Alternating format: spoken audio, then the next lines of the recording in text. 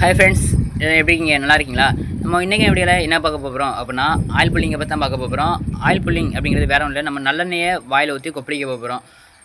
நம்ம காலையிலே எந்திரிச்ச உடனே சும்மா நார்மலான வாட்டரில் வாய் கொப்பளிச்சுட்டு ஒரு முடி சுத்தமான நல்லெண்ணெயை வாயில் ஊற்றி ஒரு 10 நிமிஷம் கொப்பளிச்சிட்டே இருக்கணும். கொப்பளிச்சு முடித்த உடனே நம்ம கீழே துப்பும்போது அந்த நல்லெண்ணெயை நம்ம பார்க்கலாம், மஞ்சள் கலரில் தண்ணி போல் மாறி இருக்கும். நீங்கள் வாயில் எடுத்து கொப்பளிக்கும் போது அந்த ஃபீல் தெரியும், நல்லெண்ணெய் வந்து தண்ணி போல் மாறுறது தெரியும். அப்போ நீங்கள் கொப்பளிச்சிருங்க.